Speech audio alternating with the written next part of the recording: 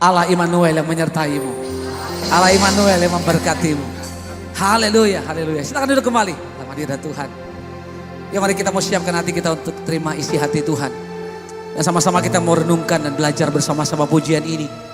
Biar menjadi kekuatan dan mengingatkan kita bahwa Dia tidak pernah tinggalkan kita. Dalam setiap musim, dalam setiap keadaan, Tuhan ada bersama kita. Kita mau belajar bersama-sama di hadapan Tuhan. Makasih Tuhan.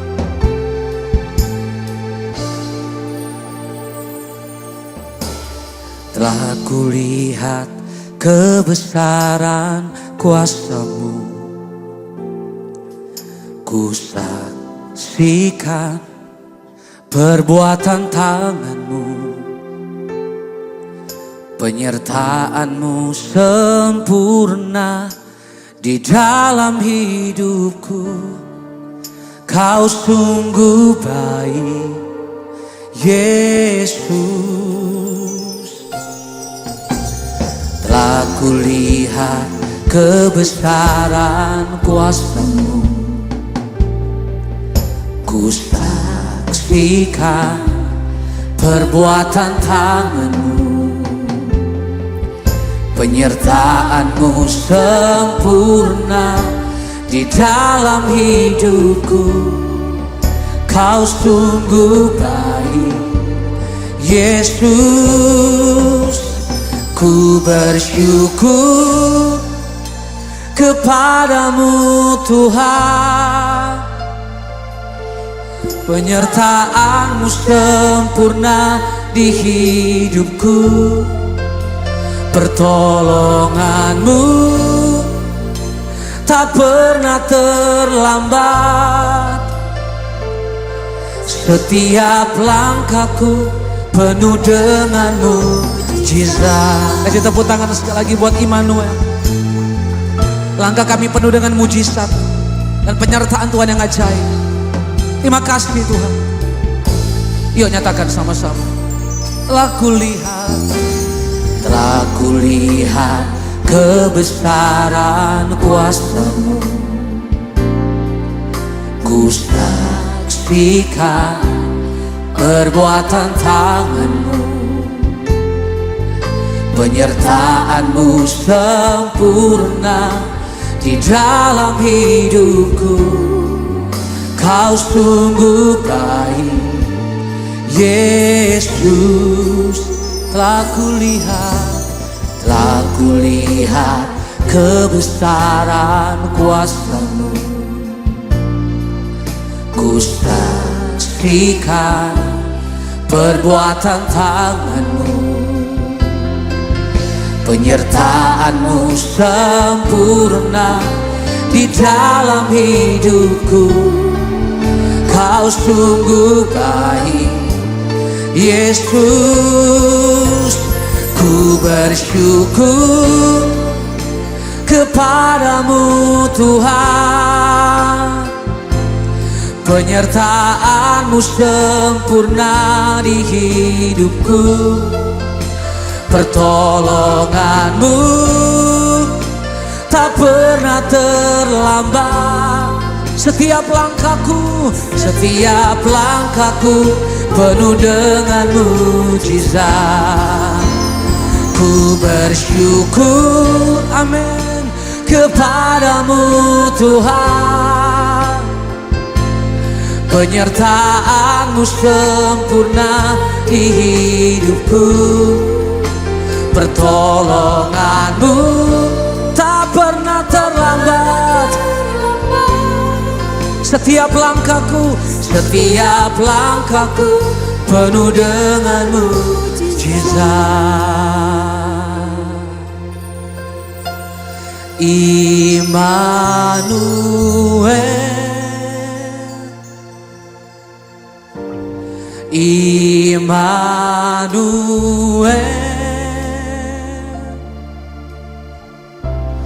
Kau sertaku.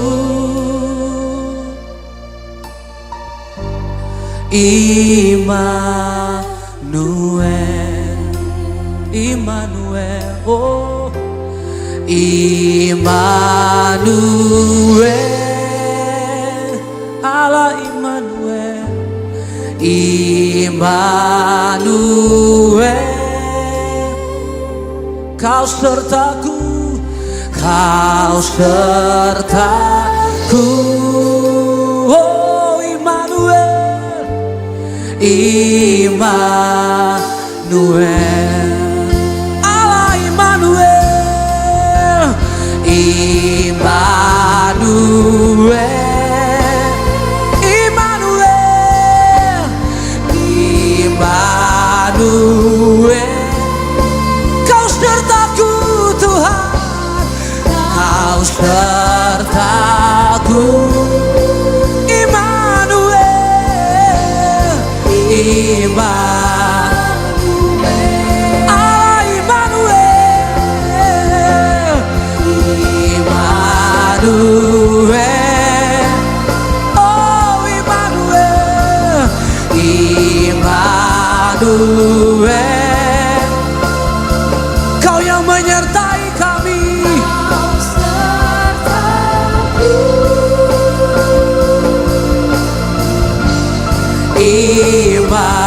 Mari kita bangkit berdiri bersama-sama. Angkat kedua tangan, mengatakan ku bersyukur. Yes, ku bersyukur kepadamu Tuhan. Oh, penyertaan-Mu sempurna di hidupku, pertolongan-Mu tak pernah terlambat. Katakan setiap langkahku penuh dengan-Mu. Mari sekali lagi katakan ku bersyukur. Ku bersyukur, yes, kepadamu Tuhan. Penyertaan-Mu sempurna di hidupku, pertolongan-Mu tak pernah terlambat. Setiap langkahku penuh dengan-Mu. Setiap langkahku penuh dengan mujizat. Setiap langkahku penuh dengan mujizat. Haleluya. Setiap langkah wanita-Mu Tuhan penuh dengan mukjizat, sehingga suami-suami kami bangga kepada kami sebagai istrinya. Terima kasih Bapa. Ini kami para wanita-Mu Tuhan, yang mau duduk diam di kaki-Mu, mendengar tuntunan Tuhan, apa-apa yang harus kami kerjakan dalam hidup kami. Sebab kami tahu Tuhan, Engkau adalah gembala kami yang agung, yang menuntun kami ke padang rumput yang hijau, membawa kami ke air yang tenang. Maka di sana kami akan menemukan sesuatu yang baik, yaitu berkat Tuhan, damai sejahtera yang tiada tara. Nah, pada saat pagi hari ini Bapa yang baik, setiap wanita-Mu yang hadir saat ini meninggalkan keluarga dan untuk datang duduk diam di kaki Tuhan. Karena kami sebagai wanita percaya penuh bahwa Engkau Tuhan proteksi rumah tangga kami. Kami sebagai wanita-Mu Tuhan percaya bahwa suami kami di saat mereka bekerja, ada doa yang hidup dari seorang istri. Untuk itu Bapa yang baik, jadikan kami menjadi wanita teladan dimanapun kami berada. Jadikan kami menjadi istri kebanggaan bagi setiap suami-suami yang ada. Dan jadikan kami mama kebanggaan bagi anak-anak kami. Dan jadikan kami menjadi surat yang bisa dibaca banyak orang. Sebagai wanita, kami mempunyai dedikasi yang luar biasa di hadapan-Mu Bapa. Untuk itu Tuhan Yesus yang baik, apapun yang menjadi pergumulan wanita-Mu Tuhan, satu hal yang pasti, bahwa Yesus Engkaulah jawaban yang tepat bagi setiap kami. Kami percaya penuh Tuhan, bahwa Engkau tidak pernah tinggalkan kami. Ketika kami datang mengutamakan Tuhan, maka Engkau juga mengutamakan kami dalam segala hal. Dalam nama Yesus Kristus. Terima kasih Bapa. Terima kasih Tuhan Yesus yang baik. Sekali lagi Tuhan, tidak pernah kami berhenti membawa gembala kami ke dalam tangan pengasihan-Mu. Sebab kami tahu Bapa, ketika kami mempunyai gembala yang luar biasa daripada Tuhan, tentu kami sebagai jemaat rindu berdoa, mendoakan, memperisai dia dengan doa yang hidup. Dan terus berharap bahwa kesehatan yang sempurna Engkau berikan buat gembala kami. Kami tidak mau lagi melihat gembala kami sakit, tapi kami mau melihat dia berdiri teguh menyampaikan kebenaran firman Allah. Dan tidak pernah henti-hentinya dia menyampaikan kebenaran firman. Kami tidak mau lagi melihat gembala kami duduk di kursi menyampaikan firman Tuhan, tapi kami mau melihat dia melompat ke girangan menyampaikan isi hati Tuhan. Berkati Tuhan penggembalaannya di City of Love. Berkati Tuhan, berkati Ibu Gembala kami Bapa, sebagai pendamping yang setia buat gembala kami, sebagai tiang doa buat gembala kami, buat jemaat City of Love, buat kedua putra-putrinya Tuhan, dalam nama Yesus. Terima kasih Bapa. Pastor Ali yang sebagai wakil gembala juga kami tidak lupa bawa dalam doa, beserta dengan Ibu Cini, biar Tuhan Engkau memberkati juga. Apapun yang diperbuat Tuhan buat berhasil dan beruntung. Untuk mendampingi gembala kami Tuhan, biarlah Pastor Ali yang boleh tetap setia kepada Tuhan. Dalam nama Yesus Kristus. Kami juga Tuhan, wanita-Mu berdiri atas bangsa ini, membawa bangsa ini ke dalam tangan pengasihan Tuhan. Presiden kami yang baru sudah dilantik hari Minggu kemarin. Semuanya berjalan dengan baik. Maka kami akan melihat ke depan hal-hal yang baru. Tentu Tuhan, atas penyertaan Tuhan. Kalau presiden kami yang baru adalah pilihan Tuhan, maka Engkau juga akan menuntun presiden kami yang baru beserta dengan wakilnya untuk membawa bangsa ini kepada kebenaran. Terima kasih Bapa. Biarlah tercipta damai sejahtera atas bangsa kami. Dari Sabang sampai Merauke Tuhan, kami bawa bangsa ini. Kami mau lepaskan shalom atas Indonesia. Shalom atas Indonesia. Bapa, pilkada tidak lama lagi Bapa. Ada 37 provinsi, lebih dari 500 kota kabupaten yang akan melaksanakan pilkada. Bapa, kami minta biar juga damai sejahtera tercipta atas bangsa kami ini. Tidak ada huru-hara, tidak ada keributan apapun. Pilkada berjalan dengan baik. Siapapun yang menang menjadi pemimpin setiap daerah, maka itulah pilihan Tuhan. Dan kami percaya bangsa ini tetap ada dalam kendalinya Tuhan. Terima kasih Bapa. Bersama kami sudah ada Pastor Alpi Raja Guguk sebagai mitra kerja-Mu Tuhan. Bapa, urapi dia, sembunyikan dia di belakang kaki salib Tuhan. Dan apa yang berasal daripada Tuhan, yang disampaikan bagi kami para wanita-wanita-Mu Tuhan, menjadi pegangan kami. Biarlah dia boleh berdiri teguh menyampaikan kebenaran firman-Mu. Lepaskan berkat yang luar biasa atas hamba-Mu. Ketika dia menyampaikan kebenaran firman Allah, kami para wanita-Mu diberkati luar biasa. Terima kasih Bapa yang baik, terpuji nama-Mu. Dalam nama Yesus kami sudah berdoa. Haleluya. Amin. Aku punya Tuhan yang besar, yang telah berjanji dan sanggup menggenapi imanku, bersepakat percaya.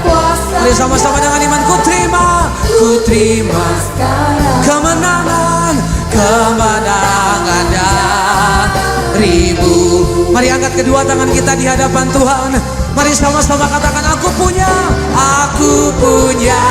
Tuhan yang besar, yes, yang tak berjanji. Ayo silakan Pastor. Menggenapi imanku, bersepakat percaya kuasa.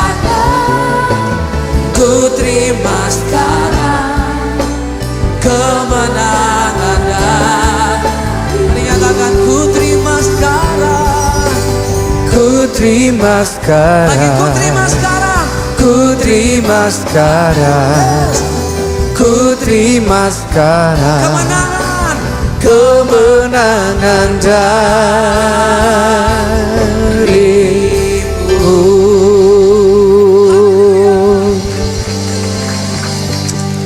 Firman-Mu adalah pelita buat kaki kami dan terang buat jalan kami. Bersabdalah kepada setiap kami tanpa terkecuali Tuhan. Roh Kudus, lakukanlah apa yang hanya Engkau bisa lakukan. Terjemahkan setiap kata-kata hamba-Mu yang terbatas. Sehingga setiap kami menerima dengan begitu pribadi. Persis sebagaimana kami harus mendengarnya. Berfirmanlah kepada kami siap mendengarnya. Dalam nama Bapa, Putra, dan Roh Kudus, dalam nama Yesus Kristus Tuhan.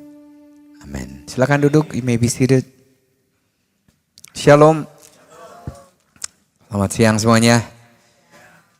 Alright. Kayaknya saya pertama kali di sini ya Ibu ya.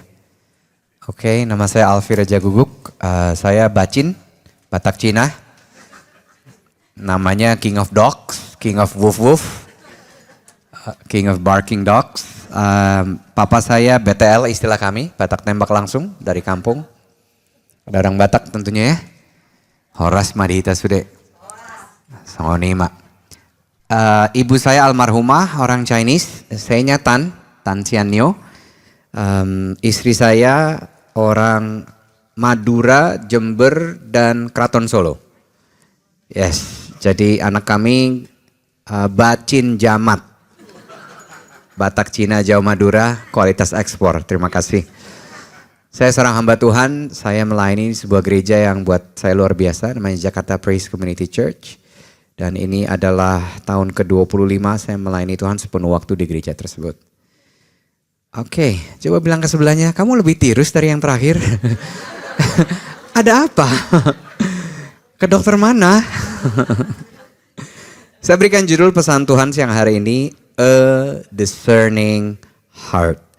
Hati yang membedakan.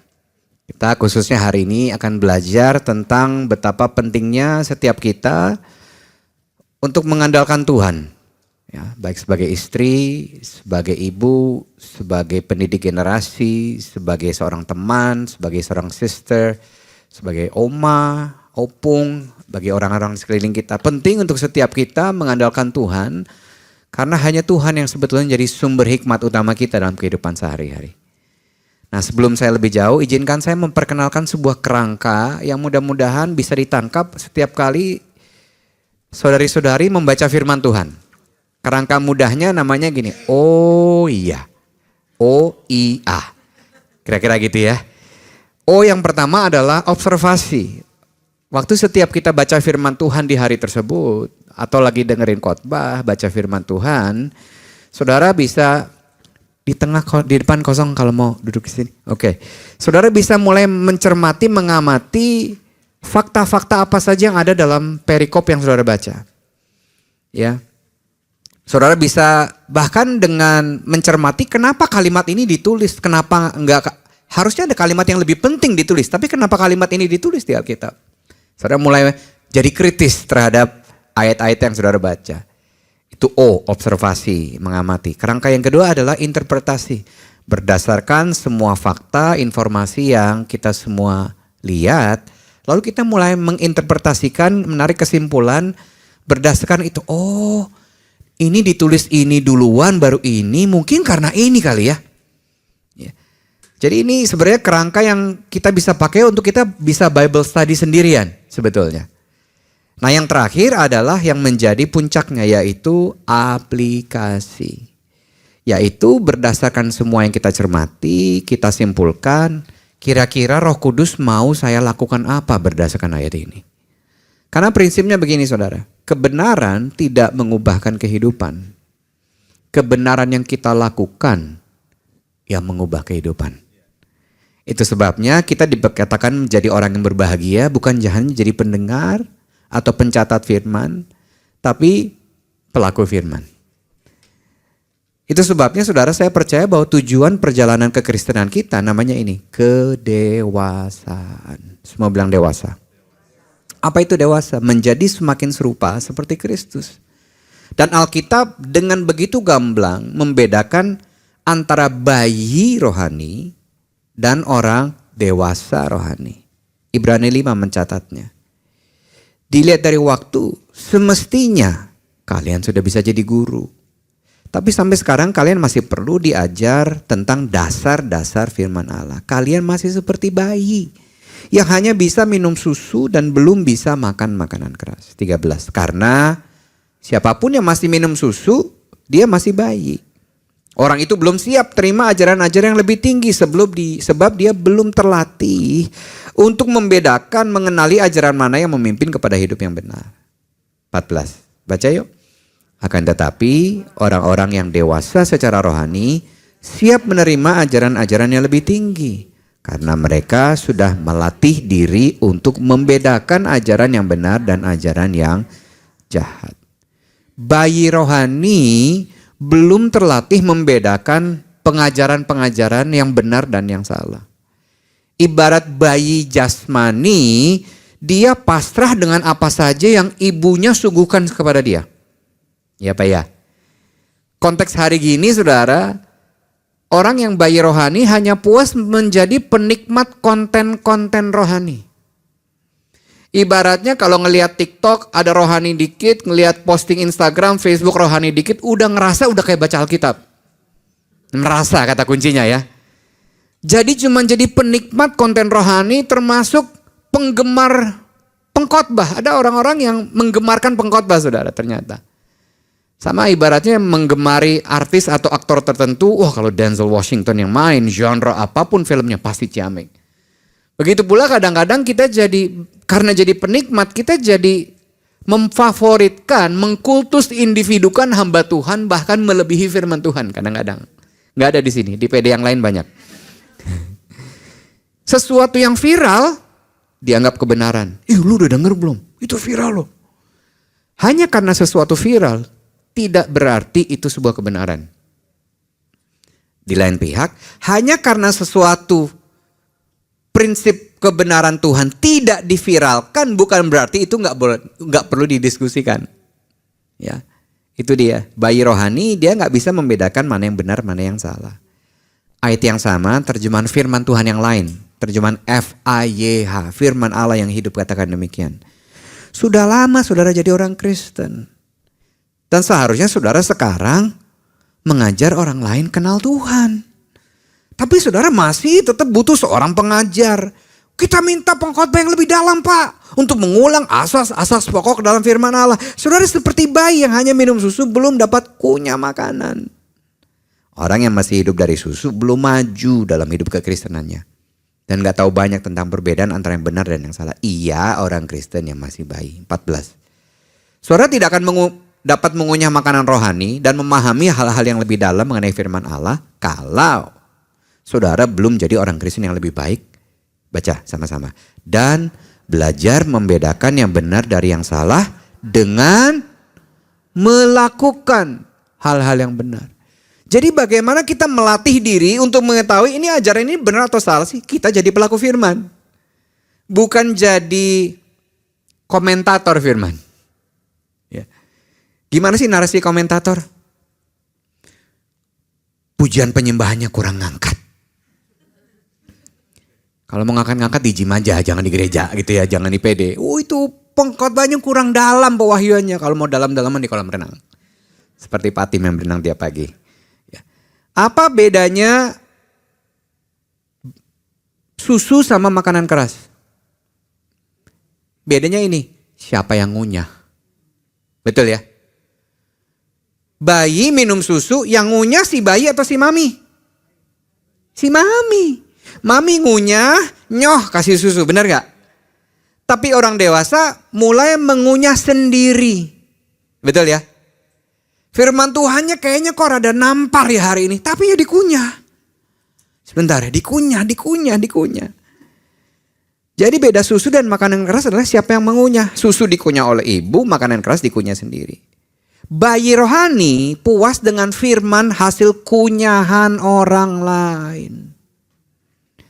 Orang dewasa mengunyah makanan rohani dan belajar membedakan yang benar dan yang salah dengan menjadi pelaku firman Tuhan. Saya ingin setiap kita tidak hanya mengembangkan kebiasaan atau kerajinan kita untuk baca firman dan datang ke persekutuan seperti ini. Saya mau kita menjadi apa yang saya sebut dengan istilah ini, self-feeder. Orang-orang yang bisa kasih makan dirinya sendiri dengan firman Tuhan. Persekutuan ini berapa lama sekali Bu Evelyn? Seminggu sekali. Pertanyaan saya, masalah saudara datang seminggu sekali atau setiap hari? Setiap saat Pak kayaknya Pak. Apalagi kalau pulang lihat muka wajah suami saya Pak. Itu langsung masalah selamat datang. Apalagi kami masih tinggal dengan mama mertua Pak. Hadirat ibu mertua lebih kenceng dari hadirat Tuhan Pak kalau di rumah. Ya. Saudara, kita harus jadi orang-orang yang bisa kasih makan diri sendiri dengan firman Tuhan. Yang setuju bilang amin. Enggak nunggu pengkhotbah, enggak nunggu persekutuan doa, enggak nunggu ketua komsel, enggak nunggu romo, enggak nunggu you name it. Ya. Nah, hari ini sekarang kita akan mulai belajar tentang hikmat dari salah seorang yang sangat dikenal dengan hikmat. Siapa namanya? Salomo. Ya. Sebuah perikop di Perjanjian Lama khususnya tentang bagaimana Salomo minta hikmat Tuhan sebelum dia diangkat jadi raja. Ya. Mumpung baru ada pengangkatan ya di gereja atau di bangsa kita nih.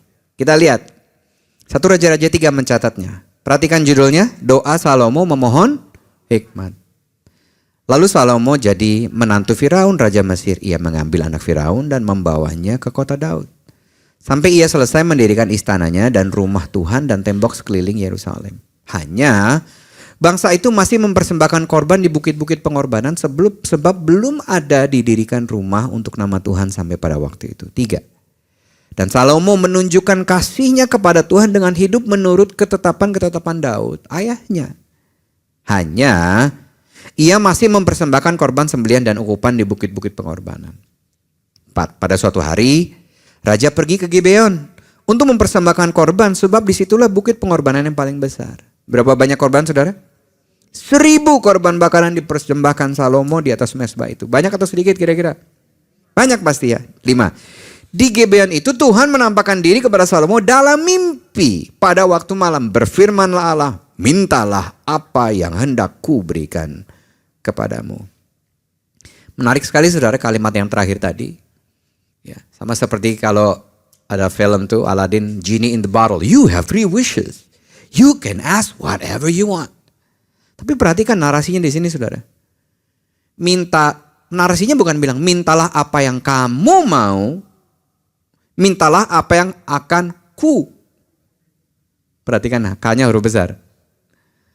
Berarti kalau saudara dikasih permohonan ini atau kesempatan ini sama Tuhan, saudara perlu tahu dong Tuhan kira-kira mau ngasihnya apa sih? Betul ya?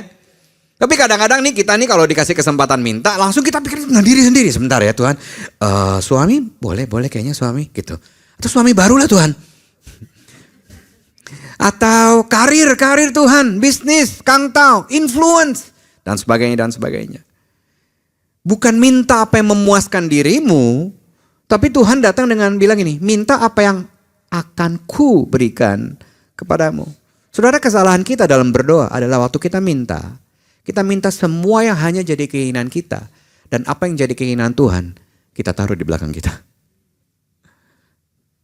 1 Yohanes 5 ayat 14 bilang ini. Dan inilah keberanian percaya kita kepadanya. Yaitu bahwa ia mengabulkan doa kita, baca sama-sama. Jikalau kita meminta sesuatu kepadanya menurut kehendaknya. Kunci dari doa yang dijawab Tuhan adalah meminta hal-hal yang selaras dengan kehendak Tuhan. Nah kalau kita minta apa yang selaras dengan kehendak Tuhan, pertanyaannya apakah itu pasti selaras dengan kehendak kita? Belum tentu. Makanya ada ayat lain bilang, katakan jalanku dan jalanmu beda banget. Jalanku lebih tinggi. Itu sebabnya kadang-kadang narasimu itu masih narasi di bawah. Narasiku itu lebih tinggi. Kamu minta 1, aku minimal kasih 3. Tapi kadang-kadang kita sudah terlalu menjadi too self-conscious. Menjadi terlalu sadar diri, too self-absorbed. Bahkan narasi doa kita pun seputar I, me, and myself. Padahal Tuhan lebih daripada ingin kasih, mengabulkan doa kita asal kita minta apa yang menurut kehendaknya. Kembali ke 1 Raja-Raja ayat yang ke-6 bilang gini.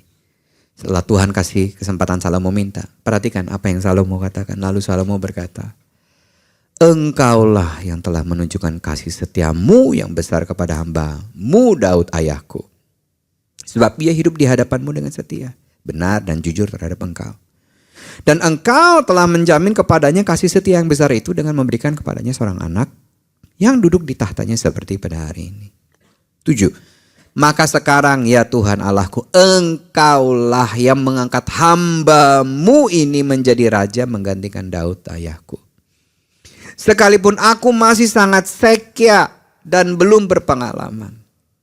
Demikianlah hamba-Mu ini berada di tengah-tengah umat-Mu yang Kau pilih, suatu umat yang besar yang tidak terhitung dan tidak terkira banyaknya.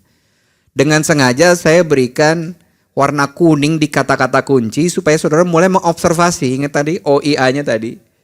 Saudara mulai mengobservasi kenapa ada kata engkau, hamba-Mu, umat-Mu Kau pilih. Kita nih kalau dikasih kesempatan minta langsung minta dong. Ini nggak langsung minta loh. Menarik nggak saudara?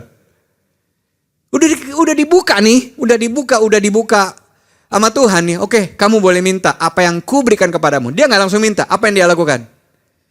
Dia kembali mengingat siapa Tuhan buat dirinya.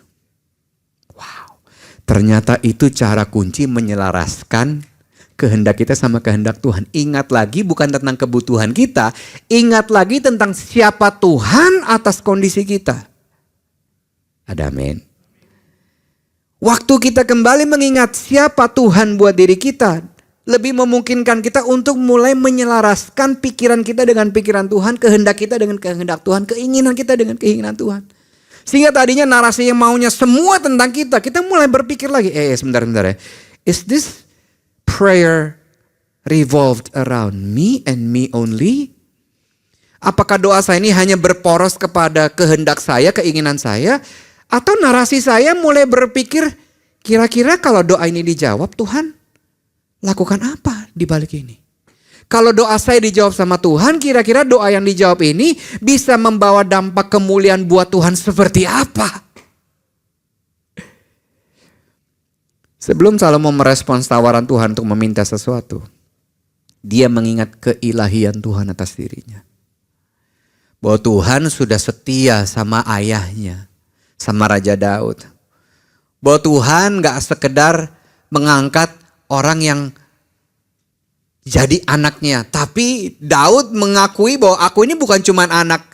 Salomo mengakui aku ini bukan cuma anak Daud. Aku ini hamba-Mu loh Tuhan. Perhatikan narasinya tadi ya.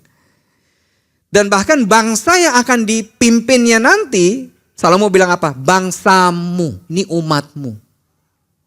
Kau pilih mereka, bukan aku yang pilih. Tapi kau yang pilih. It's as if kalau pakai narasi hari gini kira-kira bunyinya gini. Tuhan, ini adalah tentang engkau. Jadi aku mau membiarkan engkau yang lebih repot daripada aku. Halo? Betul gak? Kalau hidup saudara adalah tentang Tuhan dan bukan tentang diri kita. Siapa yang akan lebih repot? Tuhan. Betul gak? Kalau pernikahan kita, bisnis, usaha, pekerjaan, pelayanan kita adalah tentang Tuhan. Tuhan yang akan lebih repot daripada kita. Itu enaknya ikut Tuhan saudara. Tapi kadang-kadang kita datang kepada Tuhan dengan semua keinginan kita, semua ambisi dan aspirasi kita.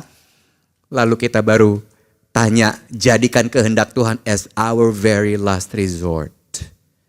When all things fail, ketika semuanya tidak terjadi seperti ekspektasi kita, kita baru mulai bertanya, jadi Tuhan sebenarnya Tuhan maunya apa ya? If only narasi itu kita mulai di depan. Kita akan dihindarkan dari semua kekecewaan, sakit hati yang gak perlu saudara. Karena janji Tuhan tadi dia akan memberikan asal sesuai dengan kehendaknya. Kembali ke ayat 9. Maka berikanlah kepada hamba-Mu ini hati yang faham menimbang perkara. A discerning heart. Untuk menghakimi umat-Mu dan dengan dapat membedakan antara yang baik dan yang jahat. Sebab siapakah yang sanggup menghakimi umat-Mu yang sangat besar ini? Saudara, sebelum saya lebih lanjut, izinkan saya memberikan konteks. Sebelum Salomo meminta hikmat dari Tuhan, ada beberapa konteks yang kita perlu mengerti tentang siapa Salomo ini. Yang pertama bahwa adalah Salomo itu anak perjanjian Tuhan kepada Daud ayahnya. 1 Tawarik 22 mencatatnya. Kemudian dipanggilnya Salomo anaknya dan diberinya perintah kepadanya untuk mendirikan rumah bagi Tuhan Allah Israel. 7 kata Daud kepada Salomo, anakku, aku sendiri bermaksud hendak mendirikan rumah bagi nama Tuhan Allahku. 8, tetapi firman Tuhan datang kepadaku.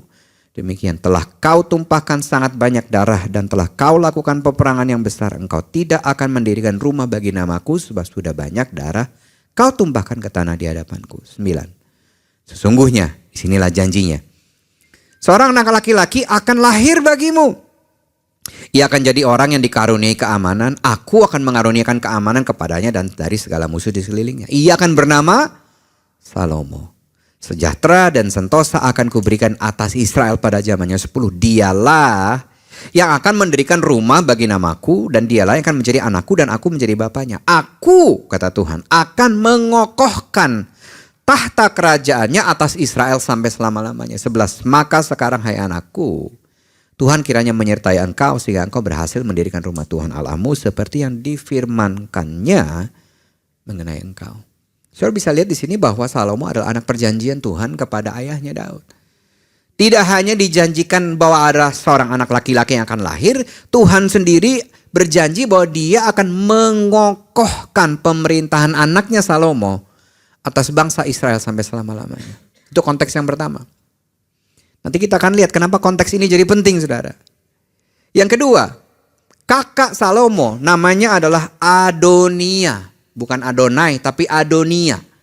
Ya, mungkin ini temannya Adon Best Jam mungkin ya. Adonia, kakak Salomo, melakukan kudeta dengan mengangkat dirinya sendiri sebagai raja. Sedangkan ayah mereka, Raja Daud, gak tahu menau tentang hal itu. 1 Raja-Raja 2 pasal, yaitu di pasal pertama mencatatnya. Saudara, kalau saudara baca firman Tuhan, terutama di perjanjian lama, saudara perlu mengerti kalau ada kata sambung, karena itu. Nah kalau ada karena itu, karena apa? Saudara mesti tanyakan dulu, karena apa? Padahal ini awal perikop, oh berarti jangan-jangan di perikop sebelumnya. Gitu ya. 1 Raja-Raja 1 kasih konteks. Karena Absalom sudah meninggal, anak yang pertama, maka Adonia putra Daud yang kedua menjadi yang tertua. Ibunya bernama Hagit. Adonia adalah orang yang tampan. Ayahnya tidak pernah memarahinya kalau ia berbuat salah. Adonia ingin sekali jadi raja. Saya aja yang raja guguk gak pengen-pengen banget jadi raja. Ia menyediakan untuk dirinya sejumlah kereta perang, tentara berkuda, 50 pengawal pribadi. Man, so many chaperone ya. Cabin crew-nya banyak nih. Pada suatu hari di tempat yang bernama Batu Ular dekat mata air En-Rogel, Adonia mempersembahkan kurban domba, sapi jantan, anak sapi yang gemuk-gemuk. Ya undang putra-putra Raja Daud yang lain. Semua pegawai istana dari suku Yehuda ke pesta korban itu. Perhatikan ini. Tetapi Salomo adiknya dan sekutunya yaitu Nabi Nathan serta Benaya dan pengawal pribadi Raja Daud tidak diundangnya. Coba sekarang saudara pakai sepatunya Saul. Belum jadi raja udah dikudeta. Lo bener gak? Apa rasanya? Padahal saudara kalau jadi Salomo. Kalau saudara jadi Salomo akan mempertanyakan, loh katanya aku ini anak perjanjian. Katanya Tuhan akan mengokohkan kerajaanku. Tapi ini abangku sendiri sudah mengkudeta aku bahkan sebelum pemerintahanku dimulai. Kira-kira kalau saudara jadi Salomo bisa mulai mempertanyakan Tuhan gak? Kayaknya sih ya. Kayak gimana sih ya? Katanya anak perjanjian. Katanya aku udah dipersiapkan menggantikan ayahku. Kok ini sih? Menariknya saudara, saya rada protes sih. Waktu ditulis gini, Adonia adalah orang yang tampan.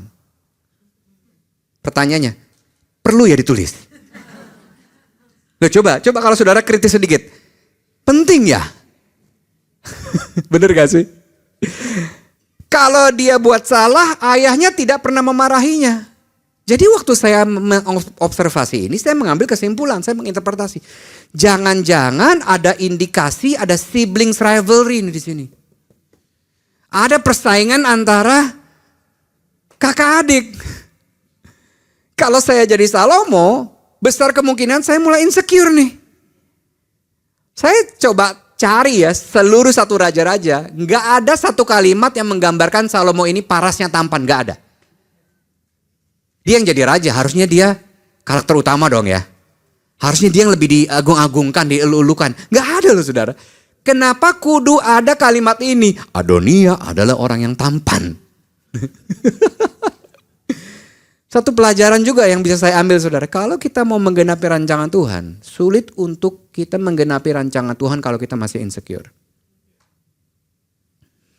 Raja Salomo bisa bilang gini, Tuhan, dia tampan, gua gak disebut tampan. Dia berbuat segala sesuatu, selalu benar di mata ayahnya. Dia aja deh yang jadi raja.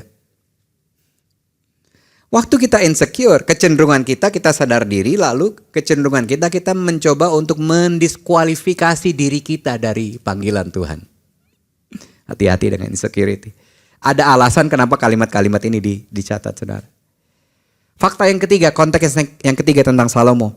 Salomo masih sangat muda. Tadi dengan sengaja saya pakai kata sekya. Bayangkan ya, Pak Prabowo tuh umur berapa ya? Ada yang tahu gak ibu-ibu? 73 ya? Jadi raja ya? Jadi presiden ya? Salomo itu umur 20. Gen Z. Yang bahasanya di luar planet. Kita gak ngerti, ini ngomong apa sih? Itu bahasa Indonesia nak. Kalimat-kalimat yang gak pernah tahu gitu ya. Masih sekitar 20 tahun, nggak ada bukti nyatanya, tapi diperkirakan usianya masih 20 tahun waktu diangkat menjadi raja untuk menggantikan ayahnya Daud. Bahkan Salomo sendiri menyebut dirinya dengan istilah masih sangat muda. Ya. Dan belum berpengalaman, itu udah double strike tuh, masih sekya, nggak punya pengalaman. Sedangkan kalau saudara jadi anak di mana bapaknya seorang raja yang diagung-agungkan rakyat kayak Daud. Insecure gak kira-kira? Lalu narasinya apa? Ini pasti gue akan dibeda-bedain dengan bapak gue. Ya.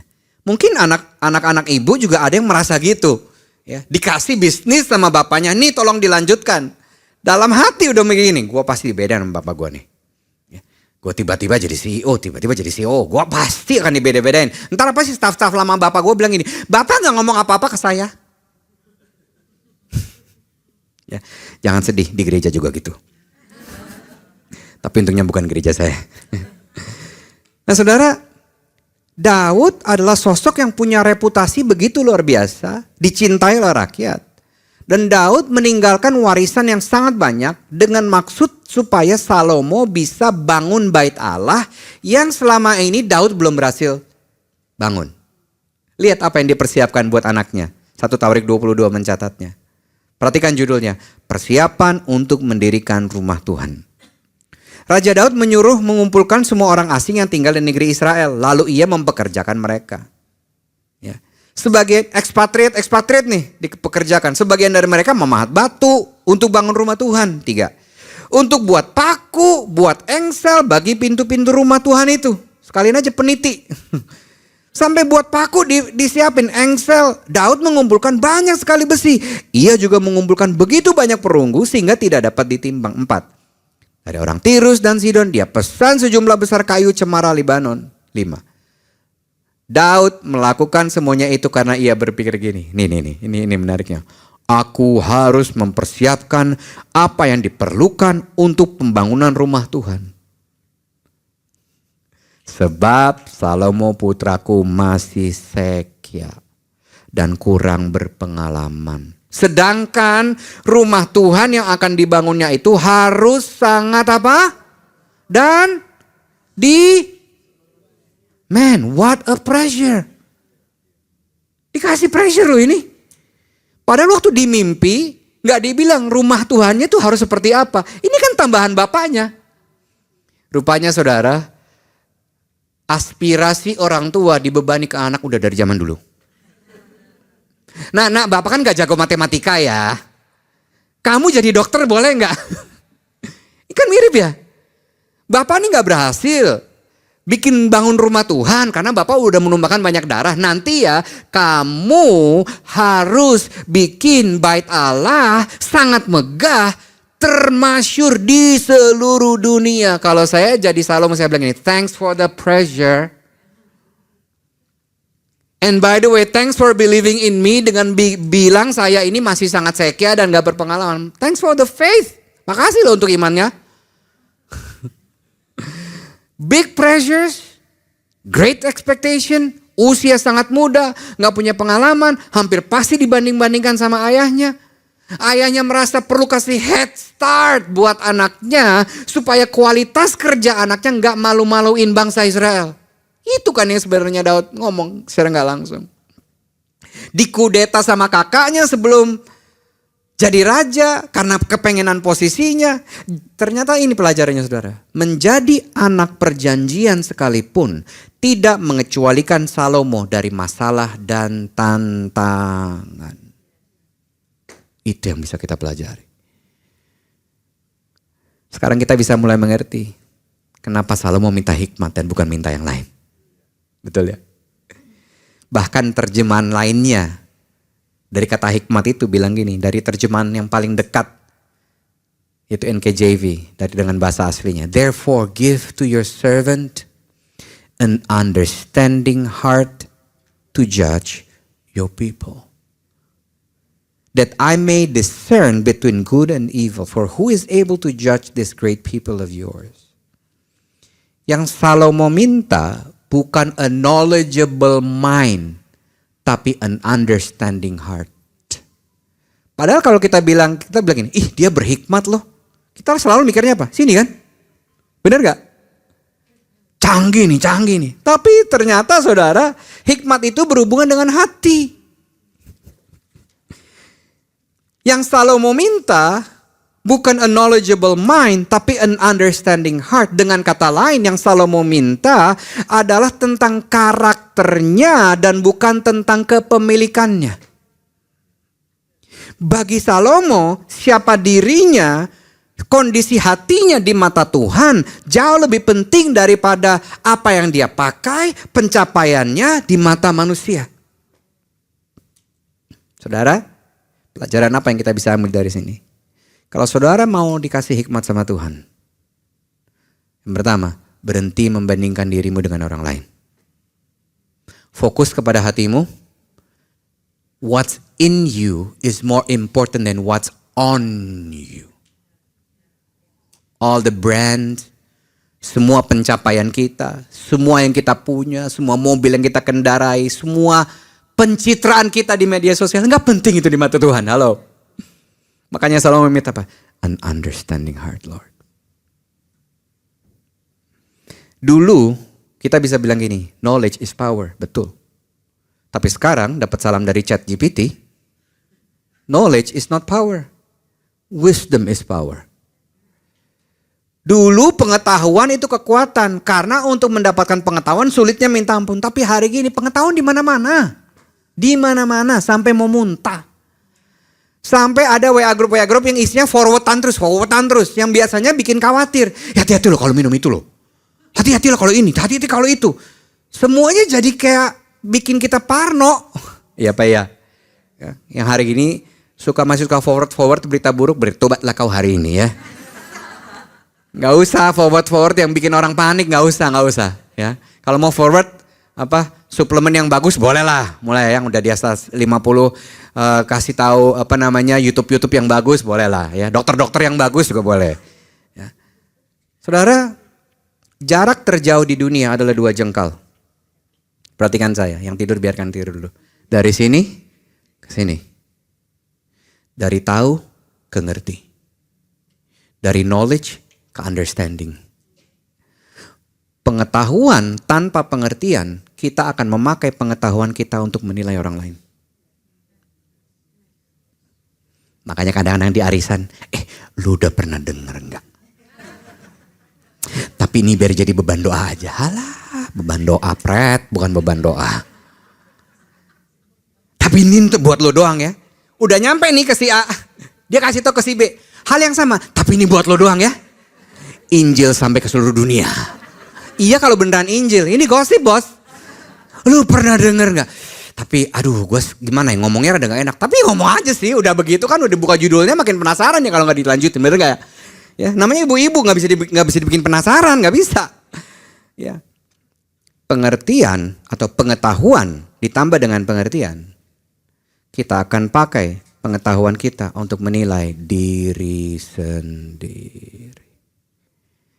Disinilah makanya hikmat bertumbuh waktu kita menjadi pelaku firman Tuhan. Ingat tadi ayat pertama yang saya bacakan. Bahkan kata understanding di situ dari bahasa aslinya, bahasa Ibrani, pakai istilah ini, syama. Apa artinya ibu-ibu? Hearing. Jadi hati yang mau mengerti adalah hati yang mau mendengar. Itu sebabnya telinga kita dua, mulut kita satu. Terjemahan Amplified Bible menjelaskan dengan sangat gamblang. So give your servant an understanding mind and a hearing heart. Semua katakan understanding mind, hearing heart. Apa yang bisa kita pelajari dari sini? Ini yang bisa kita pelajari. Hikmat Tuhan bekerja dalam pikiran yang mau mengerti dan hati yang mau mendengar. Coba ngomong sama-sama ya supaya lebih yakin. 3, 4. Hikmat Tuhan bekerja dalam pikiran yang mau mengerti dan hati yang mau mendengar. Itu sebabnya saudara, kalau yang kita mau cuman dimengerti. Ini kan jeritan ibu-ibu kan, benar ya? Jeritan istri-istri lah. Pak, suami saya itu pak, nggak pernah ngerti pak. I hear you. Ya. Saudara kan yang para istri kan disebut penolong ya, benar nggak? Penolong atau penodong ya? Penolong kan ya? Pertanyaannya nih ya, kalau yang menolong, berarti kalau yang menolong sama yang ditolong harusnya lebih kuat siapa? Persis. Yang menolong harusnya lebih kuat dalam mau mengerti. Jebakan iblis adalah memakai alasan bahwa tuh suami lu tuh gak pernah mau ngerti. Akhirnya apa saudara? Kita jadi gak mau ngerti, hikmat gak bisa turun. Hati yang mau mendengar. Saudara, saya ini hamba Tuhan. Tapi tidak mengecualikan saya tiba-tiba setelah saya ditumpangin tangan, ditumpangin kaki jadi pendeta, saya canggih jadi suami. Enggak juga. Saya juga perlu belajar untuk punya hikmat, untuk punya pikiran yang mau mendengarkan dulu. Jangan kalau orang lagi ngomong tuh kita bikin skenario sendiri gitu. Ini kali gini, ini kali. Overthinking itu namanya. Orang lagi ngomong bukannya hati yang mau mendengar. Tapi udah mau curhat terus gitu. Nah sulit tuh hikmat Tuhan turun. Yang ada cuma hikmat manusiawi yang terbatas. Tapi kalau kita mau hikmat Tuhan bekerja dalam pikiran yang mau mengerti dan hati yang mau mendengar. Waktu kita menyelaraskan pikiran kita dengan pikiran Tuhan. Dan hati kita mau dengar-dengaran suara Tuhan. Kita mulai bisa menimbang segala perkara dari sudut pandangnya Tuhan. Dan waktu ini terjadi, lebih mudah kita menerima hikmat Tuhan daripada pakai hikmat manusia. Itu sebabnya saudara, bahkan hamba Tuhan pun hikmatnya terbatas. Saudara harus lebih cinta sama firman Tuhan daripada hamba Tuhan. Ini saya hamba Tuhan yang ngomong ya. Saya bilang sama saudara, saudara harus lebih cinta firman Tuhan lebih daripada cinta hamba Tuhan. Selama namanya hamba Tuhan, dia juga masih manusia. Hikmatnya pun terbatas. Tapi kalau saudara dengar-dengaran suara Tuhan, menyelaraskan pikiran kita dengan pikiran Tuhan yang ada di Alkitab, hikmat Tuhan tersedia buat saudara. Sebagai seorang istri, seorang ibu, seorang pebisnis, seorang pelayan Tuhan, sebagai seorang kakak, adik, mama, mertua, menantu, hikmat Tuhan tersedia buat saudara. Sekali lagi, hikmat Tuhan bekerja dalam pikiran yang mau mengerti dan hati yang mau mendengar. Lihat apa kata Tuhan tentang permintaan Salomo. Ayat ke-10. Lalu adalah baik di mata Tuhan bahwa Salomo meminta hal yang demikian. Hebat ya Salomo, kamu gak minta supaya ini, itu. Dia gak minta nama menteri-menteri yang canggih, enggak. Dia minta hikmat. Tidak hanya Tuhan berkenan kepada apa yang Salomo minta, Tuhan juga berkenan kepada apa yang Salomo tidak minta. Ayat berikutnya mencatatnya. Jadi berfirman Allah kepadanya, oleh karena engkau telah meminta hal yang demikian dan tidak meminta apa? Umur panjang, kekayaan. Ya, kalau ulang tahun kan ini yang diminta ya. Apalagi kalau pestanya di restoran kan, pasti ada lagunya. Hari ini. Itu Jamrud ya kalau bisa terima royalti sih, kayak dia udah kaya raya ya. Bener gak sih? Happy birthday to you udah gak laku. Ayo ngumpul. Hari ini mintanya apa? Umur panjang, kekayaan. Ya, nyawa musuh melainkan pengertian untuk memutuskan hukum. Maka sesungguhnya, ada yang ulang tahun ya, ganti lagu Bu. Maka sesungguhnya aku, kata Tuhan, melakukan sesuai dengan permintaanmu itu. Sesungguhnya aku memberikan kepadamu hati, bukan pikiran ya, hati yang penuh hikmat dan pengertian. Sehingga sebelum engkau gak ada orang kayak engkau, sesudah engkau gak akan bangkit seorang kayak engkau. 13. Dan juga apa yang tidak kau minta akan aku berikan kepadamu, kekayaan. Ditambahin ya. Mintanya umur panjang, kaya, nyawa, ditambahin sama kekayaan, kemuliaan, sehingga sepanjang umurmu gak akan ada orang seperti engkau di antara raja-raja. Wow. 14. Dan jika engkau hidup menurut jalan yang kutunjukkan dan tetap mengikuti segala ketetapan-ketetapan perintahku, sama seperti ayahmu Daud, maka aku akan memperpanjang umurmu. 15. Lalu terbangunlah Salomo, ternyata ia bermimpi. Sekembalinya ke Yerusalem, ia berdiri di hadapan tabut perjanjian Tuhan, dipersembahkannya korban-korban bakaran dan korban keselamatan. Kemudian ia mengadakan perjamuan bagi semua pegawainya. Untuk merekap apa yang kita pelajari hari ini, ada 3 hal yang Raja Salomo lakukan sehingga dia bisa hidup dalam hikmat. Yang pertama, mengakui keilahian Tuhan atas keterbatasan dirinya. Salomo gak fokus kepada all the pressures and expectations. Dia fokus kepada sang pemberi hikmat. Ya, dia mengakui keilahian Tuhan atas keterbatasan dirinya. Dia mengakui bahwa kalau ini datang dari Tuhan, Tuhan yang akan memimpin saya juga. Tuhan adalah Alfa dan Omega. Dia melihat yang akhir dari depan, dia melihat yang depan dari yang akhir. Saudara, kabar baiknya adalah saudara selalu bisa memilih untuk mengakui keilahian Tuhan atas keterbatasan diri saudara dalam kondisi saudara hari ini. Pertanyaannya, maukah engkau melakukannya? Yang kedua yang Salomo minta, dia minta dan mengharapkan hikmat Tuhan. Kadang-kadang kita minta, lalu kita gak mau mulai mendengar, maunya didengar, hikmatnya gak jalan lagi. Ya. Ada janji Tuhan, siapa yang minta hikmat akan dikasih. Yakobus 1 bilang gini, jika seorang dari saudara gak tahu apa yang harus dilakukan dalam masalah tertentu, mintalah Allah, bukan orang pintar. Ia akan atau dapat? Akan atau dapat? Akan. Bukan he can, he will. Memberikan kebijaksanaan kepadanya. Saudara tahu bahwa ia tidak menuduh siapapun atas ketidakmampuannya. Gitu aja lo nanya. Cupu? Enggak. Dan bahkan dia memberi dengan limpahnya. Semua orang yang memohonnya. Ibu-ibu, ada hikmat yang tersedia buat ibu-ibu semua. Yang namanya penolong.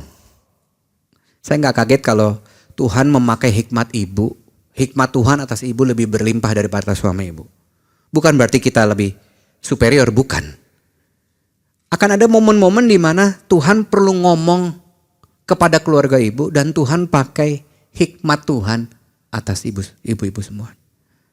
Jangan menutup kemungkinan itu. Ya. Jadi minta dan harapan. Yang terakhir yang tidak boleh bangun.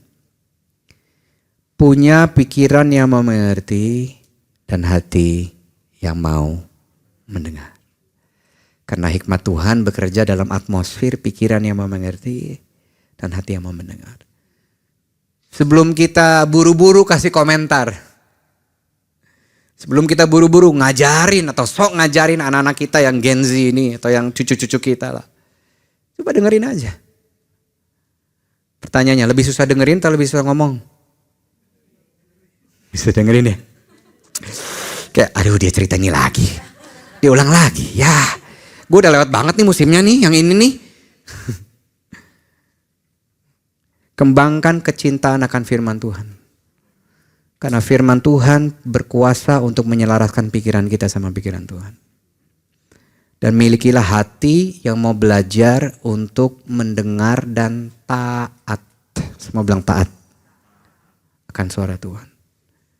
Kalau Tuhan bilang gini, Roh Kudus bilang gini, udah diam aja. Ya belajar untuk diam. Menyebalkan memang. Pernah gak jadi saya 25 tahun, job desk saya cuma satu, mengurus masalah orang. Udah pengen rasanya kayak, paling gak gue gonggong lah seperti nama gue ya. Seperti nama saya lah ya, I live up to my name, Raja King of Barking Dog. Gak komentar sih, wuk. Tapi saudara, ya udahlah Tuhan. Ada momen-momen di mana saya bilang, Tuhan ini kan bukan jemaatku ya, jemaatmu. Saya udah gak tahu Tuhan. Saya berdoa, semua orang, ibu-ibu maupun beberapa bapak-bapak yang ada di sini, kita akan sama-sama jalan dalam hikmat Tuhan. Amin. Kita akan makin punya hati yang mau mendengar, pikiran yang mau mengerti. Ya, mari kita doa yuk. Kalau ada beberapa bagian dari firman Tuhan ini yang sepertinya Roh Kudus memberikan impresi di mana kita harus mulai melakukan tindak lanjut. Mulai ada yang diubah.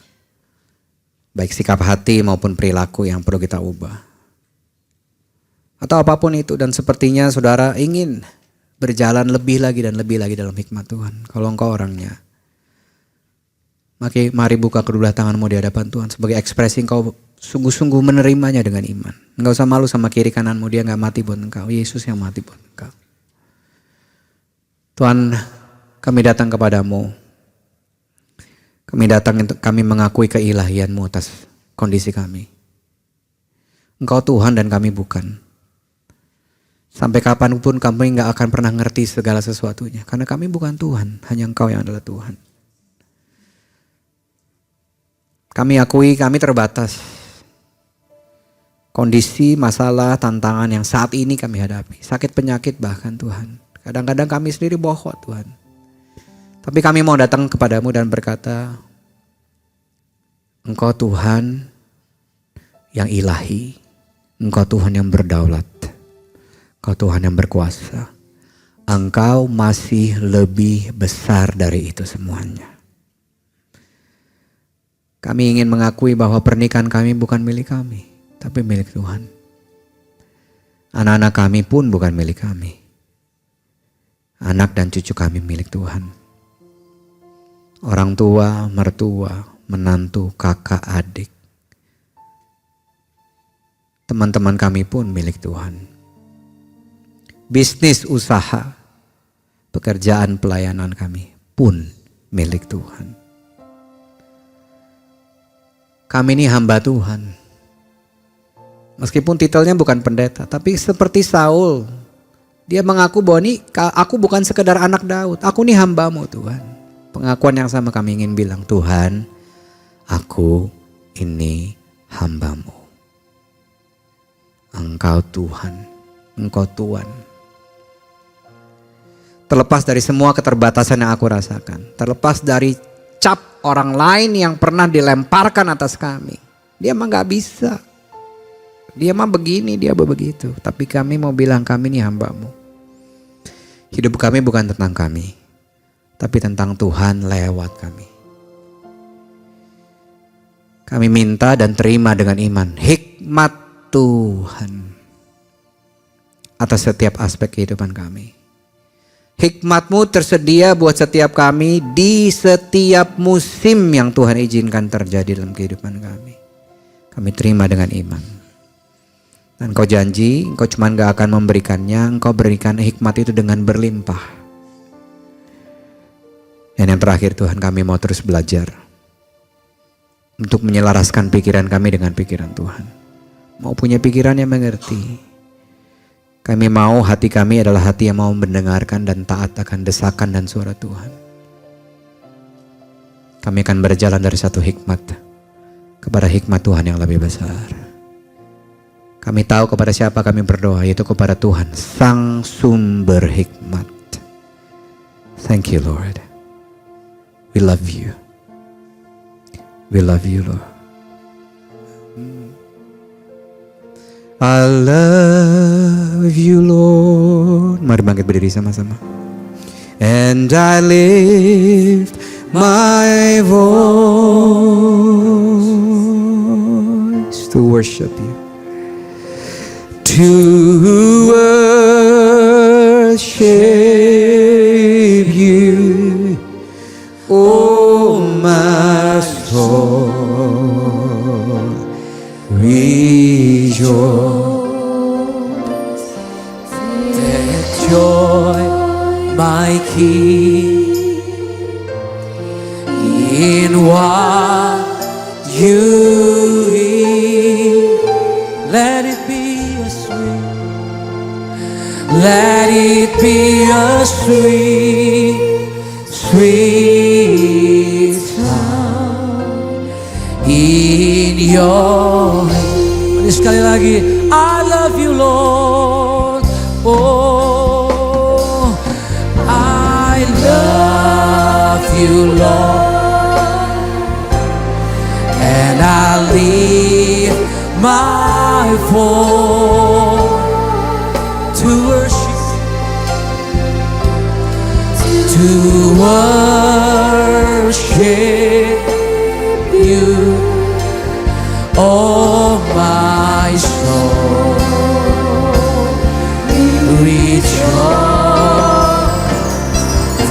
Take joy, my King, oh, in what you eat. Let it be a sweet, sweet sound in your ear. Let it be a sweet, oh, let it be a sweet, sweet. Let it be, let it be a sweet, sweet. Let it be, oh, let it be a sweet, sweet sound in your. Boleh kasih tepuk tangan yang diberkati Tuhan. Haleluya. Makasih Tuhan, bawa kami pada kedewasaan iman, kepada kedewasaan rohani, untuk serupa dengan Tuhan, untuk menjadi orang-orang yang melakukan kehendak-Mu. Kami mengangkat tangan, kami berdoa untuk hamba-Mu Pastor Alvira Jagoku yang sudah memberkati kami. Tuhan, terima kasih untuk pewahyuan isi hati-Mu yang disampaikan buat kami, dimanapun hamba-Mu berada, sertai dengan pengurapan Tuhan. Dan pertajam terus untuk setiap firman yang disampaikan, boleh membawa banyak orang mengalami Tuhan, boleh membawa banyak orang untuk berjumpa dengan Tuhan.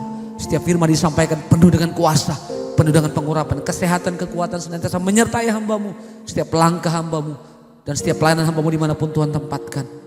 Memberkati, menyembuhkan, memulihkan banyak orang. Makasih Tuhan, sekali lagi berkati hamba-Mu dalam pelayanannya. Nama Tuhan terus dipermuliakan. Kami mengucap syukur dalam nama Tuhan Yesus. Setiap orang yang diberkati Tuhan, sama-sama katakan, kasih tepuk tangan sekali lagi yang terbaik buat Tuhan Yesus. Silakan duduk kembali. Saya percaya hari ini kita diperlengkapi, kita diberkati Tuhan. Amin. Siapkan persembahan kita, ada amplop di kursi Bapak Ibu Saudara untuk kita menabur bagi pekerjaan Tuhan. Mari siapkan yang terbaik. Kita berdoa sebelum kita memberi. Terima kasih sekali lagi untuk firman-Mu. Hari ini kami mau bawa persembahan kami.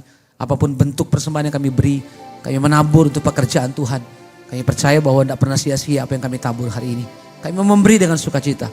Kami mau memberi dari hati yang mengasihi Tuhan. Dalam nama Tuhan Yesus, yang siap memberi sama-sama katakan amin. Sambil memberi, saya akan sampaikan beberapa pengumuman. Yang pertama, mengundang jemaat sekalian untuk hadir dalam family seminar bersama dengan Bapak Ichwan Cahyadi dengan tema Emotionally Healthy Leadership pada hari Sabtu tanggal 26 Oktober 2024 bertempat di Sampurna Strategik di North Tower lantai 3. Jadi hadir sama-sama, seminar ini gratis. Saya percaya akan sangat memberkati kita keluarga-keluarga Tuhan. Dan ibadah raya nanti di GBI City of Love hari Minggu tanggal 27 Oktober 2024 jam 10 bertempat di Sampurna Strategik, juga akan dilayani oleh hamba Tuhan yang sama, Bapak Pendeta Ichwan Cahyadi. Saya percaya kita akan diberkati Tuhan. Juga ibadah Women of Love nanti hari Selasa tanggal 29 bertempat di tempat ini akan dilayani oleh Evangelis Lydia Nursaid. Saya percaya juga ibadah ini akan memberkati kita. Jadi ajak teman-teman ibu-ibu semua untuk boleh sama-sama kita menyembah Tuhan dan mendengarkan firman Tuhan. Nanti Evangelis Lydia Nursaid akan memberkati kita. Saya percaya kita diberkati sepanjang ibadah ini. Amin. Yang diberkati yuk boleh kita sama-sama bangkit berdiri. Mari sama-sama kita mau akhiri. Kalau ku hidup bagimu, hatiku tetap menyembahmu. Tetap menyembahmu. Dunia tak bisa menjauhkanku dari kasih-Mu. Ini janji kami di hadapan-Mu. Selama ku hidup, yes, ku hidup bagimu. Mataku tetap, amin, tetap memandangmu.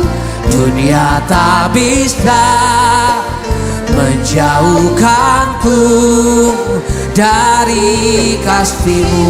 Dunia tak bisa menjauhkanku. Dunia tak bisa menjauhkanku dari, sekali lagi katakan sama-sama, dunia tak bisa, dunia tak bisa menjauhkanku dari kasih-Mu. Mari beri sorak-sorai bagi Tuhan. Haleluya. Lebih meriah lagi buat Terima Tuhan kasih. Yesus. Mari kita angkat dua tangan kita untuk menerima berkat dari Tuhan. Benar Tuhan, biarlah ini yang terus menjadi kerinduan kami setiap saat. Kami mau mengakui keilahian Tuhan atas keterbatasan dan kondisi diri kami. Karena firman-Mu bukan dengan kekuatan, kehebatan atau keperkasaan kami, tapi semua karena roh Tuhan yang ada dalam kami. Terima kasih Bapak, kami mau terus juga minta dan mengharapkan hikmat Tuhan dalam kehidupan setiap kami Bapak. Dan kami juga mau Tuhan memiliki pikiran yang mau mengerti dan hati yang mau mendengar. Terima kasih, berkati setiap wanita Tuhan. Kami percaya setiap wanita Tuhan akan terus Tuhan berbuah sehingga suami, keluarga, orang-orang sekitarnya boleh merasakan manisnya buah yang dihasilkan oleh para wanita Tuhan yang tempat ini dan juga bapak-bapak yang hadir.